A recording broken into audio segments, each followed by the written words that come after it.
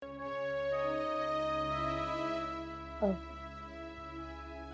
સમાચાર છે આજના? અહીંયા તો એક તો આંટી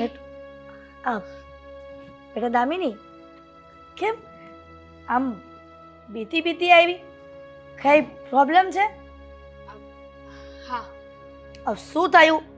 પહેલા તો એ કહો કે ભાભી ક્યાં છે? ભાભીને બોલાવો. મીરા, મીરા શું મીરા કરો તો છો? નથી. તારા ભાભી તને ખબર હોય ને, અહીંયા થોડી આવે.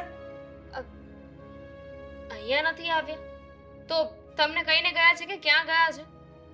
હવે સાસરે વળાવી દીધી દીકરીને, કઈ મારે વારંવાર ફોન કરીને પૂછે કે ક્યાં જવાની છે, ક્યારે જવાની છે, શું કામ માટે જવાની છે? હવે આજુબાજુ ક્યાંક ગઈ હશે દીકરા. ક્યાંય નથી એટલે તો હું અહીં આવીને. તો ફોન કરીશો? ફોન નથી લાગતો એમાં એવું હતું કે ભાઈને ભાભીનું કંઈ કામ હશે તો એમને એમ કે ભાભી મારા રૂમમાં છે, તો ભાભી મારા રૂમમાં નહોતા. અમે આખા ઘરમાં જોયું, ભાભી ક્યાંય નહોતા. આડોશ પાડોશમાં પૂછ્યું તો ત્યાં પણ નહોતા. એક મિનિટ, હું ફોનની ટ્રાય કરી જોઉં એને. ફોન બંધ આવે છે આંટી. હવે બેટા કદાચ ચાર્જર નહીં હોય તો પછી આવી જશે સમયે. તું ચિંતા કરમાં, મારી દીકરી ક્યાંય નહીં જાય. ચિંતા ના કર, એ ઘરના વહુ છે. જો ગમે ત્યાં જાય તો કહીને તો જવું જોઈએ ને.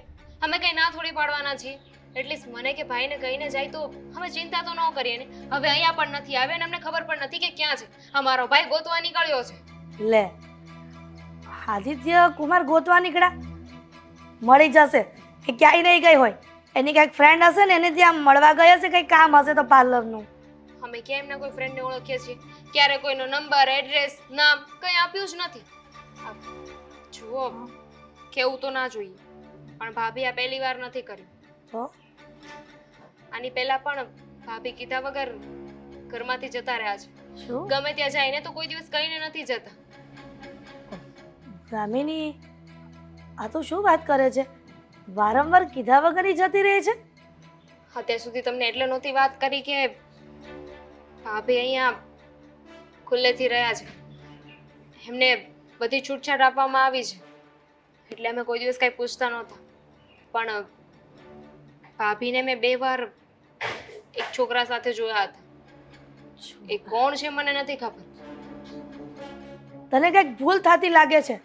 મીરા કોઈ છોકરા સાથે ઊભી હોય બેટા, ત્યારે ને ત્યારે પૂછી લેવાય ને. કેવી રીતે પૂછું? એમનો કોઈ ફ્રેન્ડ હશે એવું સમજીને મેં જતું કરી દીધું. એ કોણ છે શું ને એમને કાંઈ નથી ખબર. અને તમે ભાભીને કઈ પૈસા આપ્યા હતા? હા દીકરા, એણે મારી પાસે બિઝનેસ કરવા માટે રૂપિયા માંગ્યા હતા, પણ એને 80 લાખ માંગ્યા ને તો મેં એને 2 કરોડ રૂપિયા ટ્રાન્સફર કરી દીધા હતા. 2 કરોડ? તેમાં શું થઈ ક્યારે ગયું? આપ્યા? હવે થોડા દિવસ પહેલા જ આપ્યા હતા. પણ તું આટલી બધી શંકા કેમ કરે છે? જો કોઈ ફ્રેન્ડ હોય ને તો તરત ખબર પડી જાય કે આ કોઈ ફ્રેન્ડ હશે. પણ જે રીતે ભાભી એ છોકરાને મળતા હતા ને એ હિસાબથી મને એ છોકરો એમનો ફ્રેન્ડ નહોતો લાગતો. અચ્છા, તમને એવું લાગશે કે હું તમારી દીકરી ઉપર શંકા કરું છું, હમ. પણ હા મને ડાઉટ છે. ઉપર જતા બિઝનેસ માટે પૈસા આપ્યા હતા ને તો મારી સાથે ભાઈ સાથે કઈ વાત કેમ નથી કરી? કયો બિઝનેસ કરવાના છે, શું કરવાના છે? કોઈ બિઝનેસ પણ સ્ટાર્ટ નથી કર્યો. દામિની, મીરાની ભૂતકાળની વાત છે. શું? ઘણા સમયથી આ વાતને છુપાવી રાખી હતી. કદાચ એ જ છોકરો તો નહીં હોય ને કે જેની સાથે મેં લગ્ન કરવાની ના પાડી અને એ છોકરાને મળીને કદાચ આ બધો પૈસાનો પ્લાનિંગ કર્યો હોય. શું? હા, તારાથી અને ભાભીનો કોઈ બોયફ્રેન્ડ હતો? હા તો તમે અમને જાણ કેમ ન કરી? કારણ કે એની સાથે લગ્ન મારે કરાવવા જ નહોતા, એટલા માટે મેં તારા ભાઈ સાથે લગ્ન કરાવ્યા અને જાણ્યું કે એ છોકરો આવારા છે અને એકદમ હાવ વાહિયાત હતો અને એ કમાતો પણ નહોતો અને એ ઉડાવ હતો. એટલા માટે મેં એની સાથે લગ્ન એટલે ન મારા ભાઈને બલીનો બકરો બનાવ્યો એમ ને? નાના દીકરા, જો તમે છે ને એમને છેતર્યા છે. આ વાત તમારે અમારાથી છુપાવી નહોતી જોઈતી. છુપાવવાની વાત નહોતી, પણ જ્યાં સુધી ભૂતકાળને યાદ કરીને વર્તમાનમાં ન જીવીએ ને ત્યાં સુધી સુખી ન થઈએ. એટલા માટે મેં આદિ કુમારને કે તમને કોઈને વાત નહોતી કરી. પણ મારો ભાઈ તો પ્રેમ કરતો હતો ને. બિચારાને મેં જ ફોર્સ કર્યો હતો કે મીરા સાથે લગ્ન કરી લે. દામિની, બેટા દામિની, આ મીરા શું કરવા બેઠી છે? ભૂતકાળને ભૂલતી નથી, વર્તમાનમાં સારી રીતે જીવતી પણ નથી અને જીવવા દેતી નથી.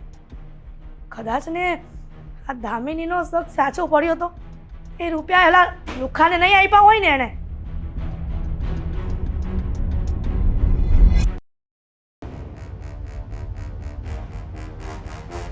અરે આવશે, કીધું તું કે ફોન કરજે.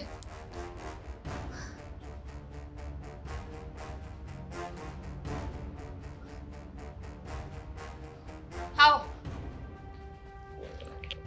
ક્યાં હતા?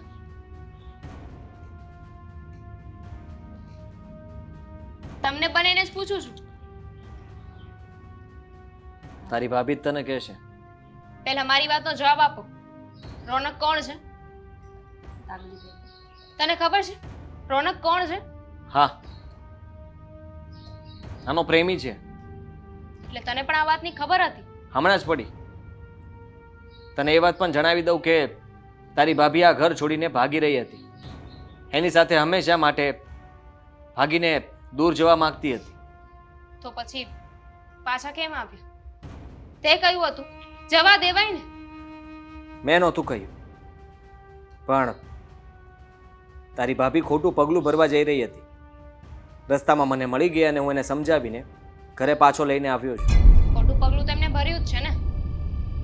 આપણને દગો આપ્યો છે, અંધારામાં રાખ્યા છે આમણે અને એમના મમ્મીએ બંનેએ. તો એને પણ દગો જ મળ્યો છે. જે માણસ ઉપર એ વિશ્વાસ કરતી હતી એ માણસે એની પાસેથી 2 કરોડ રૂપિયા લઈ લીધા અને વાયદો આપ્યો હતો કે બંને સાથે ભાગી જશું. એ તો ભાગી ગયો, પણ મીરાની સાથે ભાગવા નહોતો માંગતો. એ તો ફક્ત આના પૈસાને પ્રેમ કરતો હતો અને મીરા એ વસ્તુ સમજી ન શકી. હા દામિનીબેન, તમારા ભાઈ જે કહે છે એ વાત સાચી છે. મને એમ હતું કે રોનક મને પ્રેમ કરે છે, મારી સાથે લગ્ન કરવા ઈચ્છે છે, પણ મને રહી રહીને ખબર પડી કે એ તો ફક્ત મારા પૈસાને જ પ્રેમ કરતો હતો અને જેવા મેં એને પૈસા આપ્યા એવો જ ભાગી ગયો. દામિનીબેન, આઈ એમ સોરી. સોરી? સિરિયસલી? તમને એવું લાગે છે કે તમે સોરી કહેશો અને મારો ભાઈ અને હું અમે બધું ભૂલી જઈશું? ભૂલી જઈશું. સમજવાની કોશિશ કર. આ લગ્ન પણ એની મરજીથી નહોતા થયા. હા, ફક્ત ને ફક્ત પ્રોપર્ટી અને પૈસા માટે જ મારી સાથે લગ્ન થયા હતા. તો મરજી તો તારી પણ નહોતી ને. મેં જ તને ફોર્સ કર્યો હતો. મારી જ ભૂલ હતી કે તને લગ્ન માટે ફોર્સ કર્યો.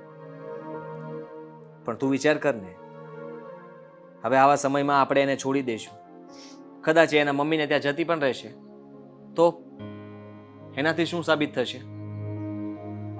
જે માણસે જે કરવાનું હતું એ તો કરી લીધું ને, અને એ વાતનું એને પણ દુઃખ છે.